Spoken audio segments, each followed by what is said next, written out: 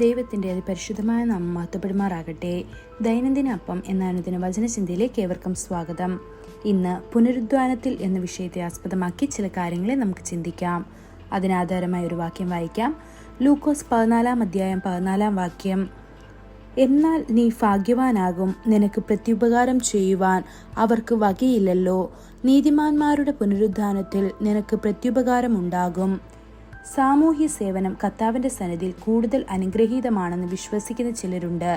എന്നാൽ മറ്റു ചിലർ സാമൂഹിക സേവനത്തിൽ നിന്ന് പൂർണ്ണമായും വിട്ടുനിൽക്കുകയും ആത്മീക ജീവിതത്തിലും വിശുദ്ധിയിലും കൂടുതൽ ശ്രദ്ധ കേന്ദ്രീകരിക്കുകയും ചെയ്യുന്നു. എന്നാൽ യഥാർത്ഥത്തിൽ ഈ രണ്ട് ഘടകങ്ങളും ഒന്നിച്ചു വരണം.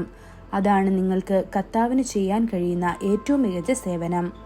യേശുക്രിസ്തു ദരിദ്രരോട് സുവിശേഷം പ്രസംഗിച്ചു, എന്നാൽ അതേസമയം വിശക്കുന്നവർക്ക് ഭക്ഷണം നൽകി.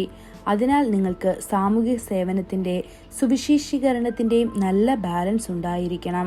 അനുഗ്രഹീതമായത് ജീവിതത്തെക്കുറിച്ച് സംസാരിക്കുമ്പോൾ കർത്താവായ യേശു പറയുന്നു, എന്നാൽ നിങ്ങൾ ഒരു വിരുന്ന് നടത്തുമ്പോൾ ദരിദ്രരെയും അംഗവൈകല്യമുള്ളവരെയും മുടന്തരെയും ക്ഷണിക്കുക, അന്ധരെയും ക്ഷണിക്കുക. നിന്നോട് പകരം വീട്ടാൻ അവർക്കാവതില്ലാത്തതിനാൽ നീ അനുഗ്രഹിക്കപ്പെടും. നീതിമാന്റെ പുനരുദ്ധാനത്തിൽ നിനക്ക് പ്രതിഫലം ലഭിക്കും എന്ന് ഇത് ലൂക്കോസ് 14:13-14 വാക്യങ്ങളിൽ നമുക്ക് കാണാൻ കഴിയും. പാവപ്പെട്ടവർക്ക് സഹായം എത്തിക്കുന്നത് അനുഗ്രഹീതമാണ്. സ്വീകരിക്കുന്നതിനേക്കാൾ കൊടുക്കുന്നത് അനുഗ്രഹമാണ്.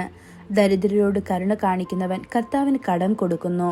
ലൗകിക തത്വചിന്തകർ പോലും പറയുന്നു, പാവങ്ങളുടെ സംതൃപ്തമായ പുഞ്ചിരിയിൽ നിങ്ങൾ ദൈവത്തെ കാണുന്നു എന്ന്. അതുകൊണ്ടാണ് എബ്രായർ 13:2 അതിഥി സൽക്കാരം മറക്കരുത്, അതിനാൽ ചിലർ അറിയാതെ ദൈവദൂതന്മാരെ സൽക്കരിച്ചിട്ടുണ്ടല്ലോ എന്ന് പറയുന്നത്. തിരുവെഴുത്തുകൾ പറയുന്നു, അപ്പോൾ രാജാവ് തന്റെ വലത്തുഭാഗത്തുള്ളവരോട് പറയും, എന്റെ പിതാവിനാൽ അനുഗ്രഹിക്കപ്പെട്ടവരെ വരൂ, ലോകസ്ഥാപനം മുതൽ നിങ്ങൾക്കായി ഒരുക്കിയിരിക്കുന്ന രാജ്യം അവകാശമാക്കുക. എനിക്ക് വിശന്നു, നിങ്ങൾ എനിക്ക് ഭക്ഷണം നൽകി. എനിക്ക് ദാഹിച്ചു, നീ എനിക്ക് കുടിപ്പാൻ തന്നു. ഞാൻ അപരിചിതനായിരുന്നു, നിങ്ങൾ എന്നെ ചേർത്തു. ഞാൻ നഗ്നനായിരുന്നു, നിങ്ങൾ എന്നെ ഉടുപ്പിച്ചു. ഞാൻ രോഗിയായിരുന്നു, നിങ്ങൾ എന്നെ സന്ദർശിച്ചു. ഞാൻ തടവിലായിരുന്നു, നിങ്ങൾ എൻ്റെ അടുക്കൽ വന്നു എന്ന്. അപ്പോൾ നീതിമാന്മാർ അവനോട് ഉത്തരം പറയും, കർത്താവേ, ഞങ്ങൾ എപ്പോഴാണ് അങ്ങേ വിശക്കുന്നവനായി കണ്ട് ഭക്ഷണം തന്നത്, അല്ലെങ്കിൽ ദാഹിച്ച് നിനക്ക് കുടിക്കാൻ തന്നത് എന്ന്. ഇത് മത്തായി സുവിശേഷം 25:34-37 വരെയുള്ള വാക്യങ്ങളിൽ നമുക്ക് കാണാൻ കഴിയും. രാജാവ് അവരോട് ഉത്തരം പറയും, തീർച്ചയായും ഞാൻ നിങ്ങളോട് പറയുന്നു, എൻ്റെ ഏറ്റവും ഈ എളിയ സഹോദരന്മാരിൽ ഒരാൾക്ക് നിങ്ങൾ ചെയ്തതുപോലെ നിങ്ങൾ അത് എനിക്കാണ് ചെയ്തത് എന്ന്. ഇത് മത്തായി സുവിശേഷം 25:40 കാണാൻ കഴിയും. ദൈവമക്കളെ, അനുഗ്രഹിക്കപ്പെടാൻ നിങ്ങൾക്ക് അവസരം ലഭിച്ചാലും ഇല്ലെങ്കിലും നിങ്ങൾ ഉത്സാഹത്തോടെ ദൈവവചനം പ്രസംഗിക്കണം. രണ്ടാമതായി, ദരിദ്രർക്ക് കഴിയുന്നത്ര സഹായം നൽകുക.